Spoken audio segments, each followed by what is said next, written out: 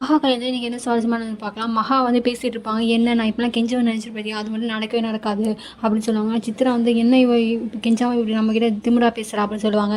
"நீங்க மனசுல நினைக்கிறது எனக்கு எப்படி தெரியும் பாருங்க. நான் ஒன்றும் நீங்க பேசுறத ஒட்டு கேட்கல. நீங்க கேவலமான புத்தி உள்ளவங்க. நீங்க இப்படி தான் யோசிப்பீங்கன்னு எனக்கு தெரியும்.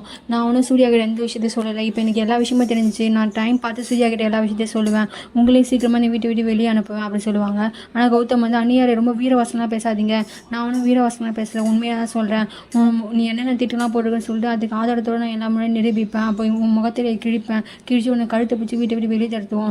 சூர்யாவுக்கு நான் இதுவரை எந்த விஷயமும் சொல்லலை. இப்போ நாங்கள் 2 பேரும் சேர்ந்து உன்னை வீட்டை விட்டு தடுத்துறோம் பாடு" அப்படின்னு சொல்லுவாங்க. உடனே சித்ரா வந்து, "ஐயோ எனக்குலாம் எதுவும் தெரியாது. இவனுக்கும் எனக்கும் என்ன சம்மந்தமோ இல்லை" அப்படின்னு சொல்லுவாங்க. "பாத்தியா அவங்க அம்மா நீ உன்னை பார்த்தே பயப்படுறாங்க. உன் திட்டம் ஃபெயிலியர் ஆகணும் அவங்க அம்மாவுக்கு தெரியும். அதனால தான் கலந்துக்க பார்க்குறாங்க. நாளைக்கு வேணா பாரு. இவனும் உன் கூடலாம் இருக்கவே மாட்டாங்க. தப்பு பண்ண நீ மாட்டிக்கிட்டேன்னா உடனே இவனுக்கு எனக்கும் எந்த சம்மந்தமும் அப்படின்னு சொல்லிடுவாங்க. உன்னை நான் நாளைக்கே போய் வீட்டை விட்டு வெளியே துரத்துறேன்" அப்படின்னு சொல்லுவாங்க. கௌதம் வந்து, "நீங்கள் வெயிட் பண்ணுங்க அண்ணியாரே. நாளைக்கு வந்து உங்களுக்கு ஒரு gift வரும். அதை பாருங்கள். அதுக்கப்புறம் உங்களுக்கு இருக்குது. நீங்கள் என்ன வீட்டை விட்டு வெளியே நான் உன்னை வீட்டை விட்டு வெளியே நான் பார்க்கலாம்" அப்படின்னு சொல்லுவாங்க. ஓகே அப்படின்னு சொல்லிட்டு போயிடுவாங்க மகாவும். அப்போ தான் அவங்க கௌதம் வந்து அவங்க அம்மா கிட்ட சொல்லுவான். "என்னம்மா உடனே டக்குன்னு எனக்கும் உனக்கும் சம்மந்தமே இல்லைன்னு சொல்லி ஏமா இவன் செல்ஃபிஷாக இருக்க?